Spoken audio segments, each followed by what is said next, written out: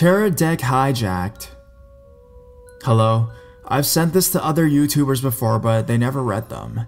Anyways, I am a Wiccan and I am into witchcraft. Recently, I have been getting into the spirit work and contacting my spirit guides. I've had a lot of success, but one must know when you open the door to the spirit world, anything can come through, which is why protections are needed. But I've learned even with protections, something can still come through. I used a tarot deck to contact my spirit guide once. I used a spread I found online, casted my circle, had my proteins, etc, etc. However, when I read the cards, I knew my readings were hijacked by something that was very negative. In my reading, I drew 9 of Swords for who is my guide. This is a very negative card usually. I tried my best to turn it into the most positive light, but all my intuition was telling me that this was a very dark spirit. For what my guide disregards, I got 10 of Cups, usually a positive card, meaning happiness and joy, so it felt out of place in the disregard section. I closed my readings and said goodbye, hoping that would be the end of that, but it wasn't. When I tried to do readings after that, every time I got 9 of Swords, I shuffle after every reading and usually put my pulled cards on the bottom of the deck. I shuffle before reading as well, but every time, 9 of Swords was there with this feeling of despair. I used another tarot deck about this matter, and it confirmed my first deck was hijacked by a very negative spirit. So, I put the tarot deck into a plastic bag and placed it into a bowl of salt with a clear quartz crystal on top and let it stay there for 3 days. My deck is free now, but let this be a lesson to everyone that does these kind of things. Protections are always needed, and you need to be very specific. I am very lucky this spirit did not get into my home and just stayed in my deck instead.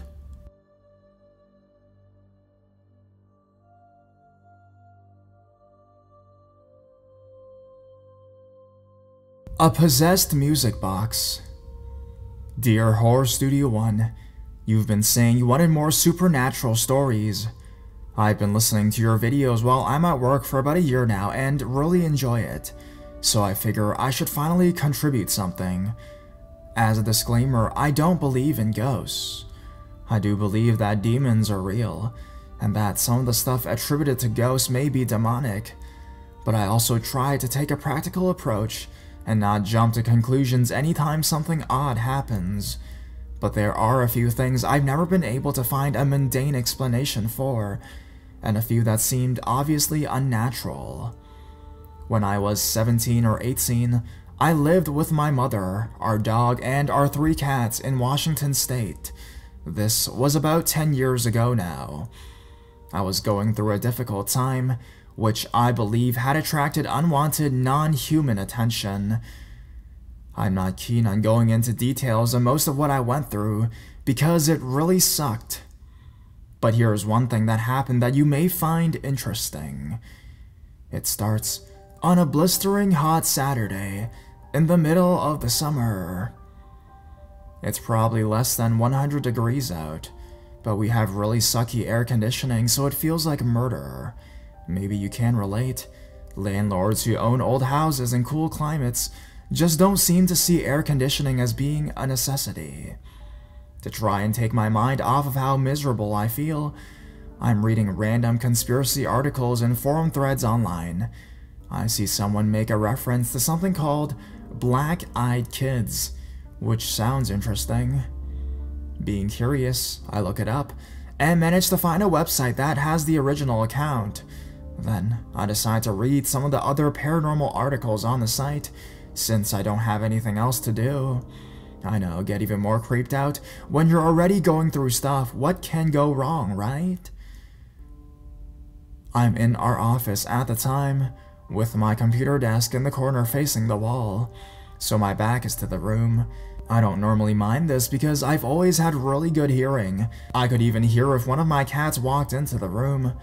On my right side, about a foot away from the desk, is the closet, which we had taken the doors off of and were using to store CDs and stuff. My mom is napping in her room down the hall. We both tend to get really grouchy if woken up, so I'm trying to be quiet so as not to wake her.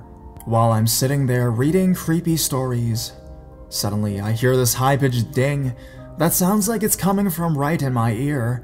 I actually jump because it's so sudden and just comes out of nowhere. It sounds like the kind of ding one of those old-fashioned egg timers may make.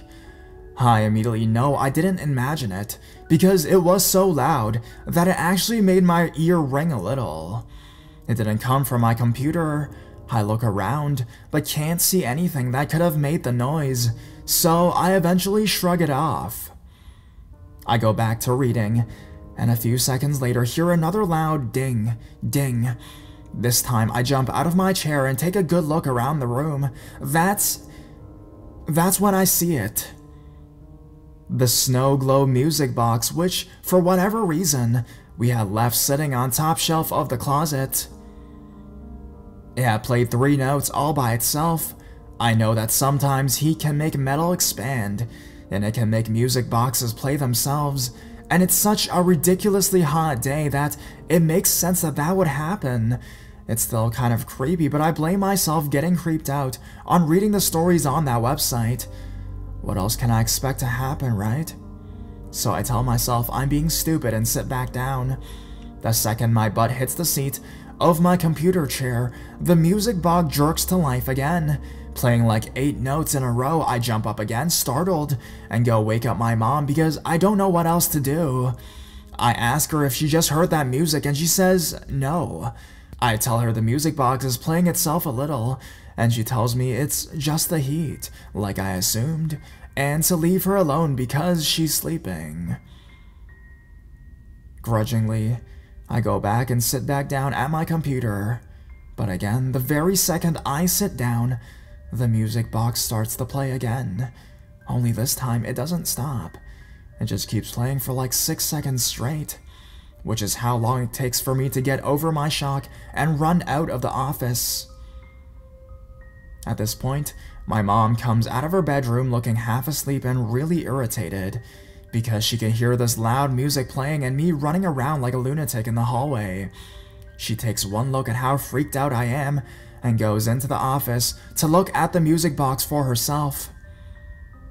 The office is a little hotter than the rest of the house, and she decides that keeping it in the hottest room is probably not the smartest idea, so she shoves it in the hallway closet and goes back to bed. The only thing is, the music box keeps playing itself sporadically for the next few months. Bear in mind, this is a regular old-fashioned music box with springs and everything. You're supposed to have to wind it up in order to make it play, and I haven't wound this thing a single time in probably a few years. October rolls around, and it keeps making noise even though the weather now is really cold out. It's also cold outside because our house's heating is just as bad as the AC. One night, my mom and I are both asleep in our rooms, and again, it just bursts into song and keeps playing itself until we both come running out of our rooms to see what is going on. It's still playing while we're standing there, and we just stare at each other in disbelief for a second. It's maybe 2 in the morning. My mom takes that thing and locks it in the garage, where we won't be able to hear it.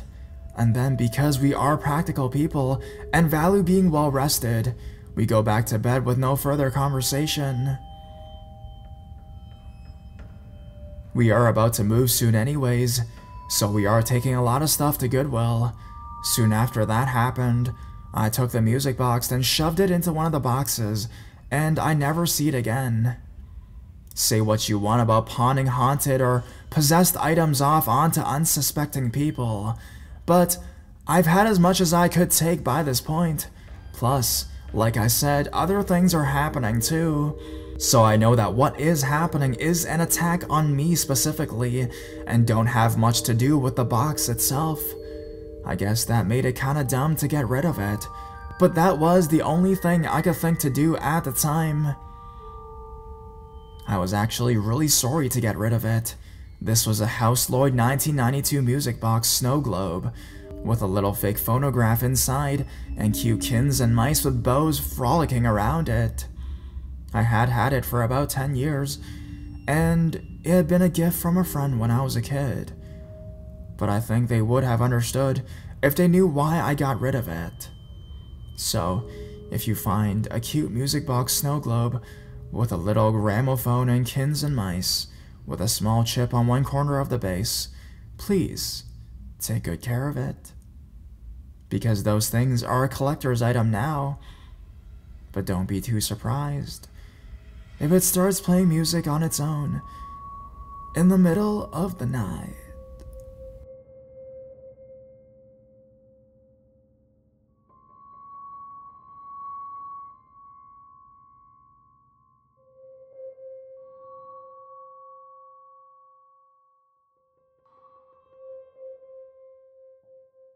Ghost watching over our couch. Hey, before I get started on the story, I like to say that I'm not the best writer, so please bear with me. I'd also like to say that this story isn't as scary as most stories on your channel, but it's still one of the most frightful things I've ever experienced. So here's some backstory. I'm a 14-year-old guy named Ashton, and I live in Okanagan in British Columbia, Canada, with my mom, dad, younger sister, and maternal grandma. Now, I've never been one to really believe in the paranormal and ghosts and such, but all that changed when we bought a couch from an estate sale about 6 to 7 years ago. We were looking for garage sales one day in around 2009 or so, and we came across this estate sale in a populated yet creepy neighborhood. My mom buys anything vintage or antique, so she had her eye on the antiquish maybe 50 to 60-year-old white couch. Keep in mind, this was not a regular garage sale. This was an estate sale. Trust me, this is very relevant. Anyways, she ends up purchasing it, and her and my dad borrow one of my dad's co-workers' trucks and goes back out to the house to pick it up later in the day. So they bring it home, and it's all okay for the first bit. The first time we noticed something really creepy about it was about 8 months later in early 2010. Me and my sister were sitting on the very couch we bought watching TV with cranberry juice when I accidentally spilled some of my cranberry juice on the couch. This couch was white, so that would have stained it if it wasn't treated carefully. Unfortunately, the stain was never removed. Fast forward about 2 or 3 hours later, I was going downstairs to eat dinner, and as soon as I was walking by the couch, it almost felt like something passed through me at that very moment. I just shook it off. It's nothing. And I swear to God, not even 5 seconds later, I heard the couch. It almost felt like I heard the sound of the floor creaking 4 or so feet behind me. I turn around. Nothing or nobody is there. I continue making my way, and the rest of the day turns out alright. Then about 2 weeks later, I woke up in the middle of the night at around 2:30 a.m. because I heard very light footsteps by the couch. Now, let me tell you about the layouts of the rooms. My room is separated from everyone else's room. My room is right next to the living room, and to get to my parents to tell them what was going on, I'd have to walk either through the kitchen or the living room, both of which are right beside each other. After walking through one of those rooms, it would take me to the hallway, and at the end of the hallway are my mom and dad's room and my sister's room. My grandma sleeps downstairs. Anyways, basically, if I needed help, I'd be done for. So I end up falling back to sleep very easily, surprisingly. Even though I can get scared easily about almost anything, the ghost or whatever it was haunting my house seemed not to pop up at all for the rest of the year. 2011 rolls around, and in about April, I am eating a raspberry jam toast on the couch when I accidentally drop a piece of toast on the couch. My heart dropped as soon as I noticed where it had fallen. It fell right center onto one of the couch seats. Luckily for me, my mom was able to remove the stain this time around, but unluckily for me, that did not mean anything different. About 3 or so days later, someone was in the main bathroom, so I went to the tiny bathroom in my mom and dad's room. The bathroom in their room has always freaked me out. I don't know why. I think one of the reasons is because it's very hard to see in the shower, which has no curtains, just a glass door. And at the time, I was terrified of the movie Psycho, so that's a big reason right there. I still always felt more than just scared of that one scene from Psycho, though. It felt almost like I was being watched whenever I was in there. This was around the time when I first felt scared of the bathroom, and it was an uneasy moment. Nothing ever happened, though. The weird thing is, I used to think the ghost was just overprotective of the couch, but I think it was overprotective of that bathroom as well. And the weirdest part about what I just stated is that the bathroom in my mom and dad's room is the most antique room of the house. The ghost left us alone again until I think June or July, maybe even August of 2013. I was headed downstairs for my supper, and I was walking by the kitchen cupboards, in which stores our glasses and plates, and what happened next still haunts me forever. I kid you not. The cupboard opened suddenly like someone had just opened it angrily, and a glass came flying towards me, towards my head to be more precise. I ducked, and it shattered on the floor, and at that moment I screamed, and my mom came running up the stairs to see what all the commotion was about. I told her that a glass came flying out of the cupboards towards my face. She did not quite believe me, as we had been fighting earlier in the day. She thought I could have been angry and smashed one of her glasses, but once she saw the look on my face, she believed me, and we both thought it must have been none other than our friend, the couch ghost. She got the glass cleaned up, and eventually we were both able to go downstairs and enjoy our dinner without any other incidences. In August or September of 2014, one of my mom's vintage toys fell down from a shelf and smashed. I happened to be looking at the shelf the exact moment it happened, and it seemed more than just simply falling off. It almost seemed like it was pushed off, and it didn't take a genius to figure out what's up. Nothing else happened since then until January 2nd of 2017. The main bathroom was once again occupied, so that meant I had to go either downstairs to my grandma's bathroom or into my mom and dad's bedroom bathroom. Of course, silly old me was far too lazy to go downstairs, so I went into none other than my mom and dad's bathroom. It all went fine at first. I did my business, and as I was washing my hands, I swear to God, I saw a greenish orb floating around the room. I was absolutely terrified. I finished washing my hands even though the orb was floating around the room, because I am a bit of a germaphobe. After that, I ran out, closing the door behind me, and ran back until I was safe in my room. My parents saw me running and asked me what was wrong, but they know I'm scared of that bathroom, so I just told them nothing, just scared.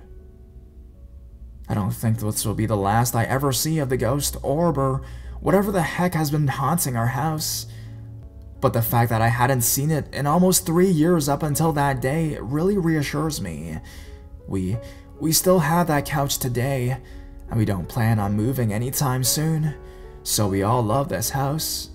This is where my story ends. Thank you for being good readers and listeners, and if I can update you guys someday, I will be sure to do so. I'm praying no other terrifying things happen to me, but on the other hand, I love to have more stories to share, so maybe it wouldn't be so bad if something else happened.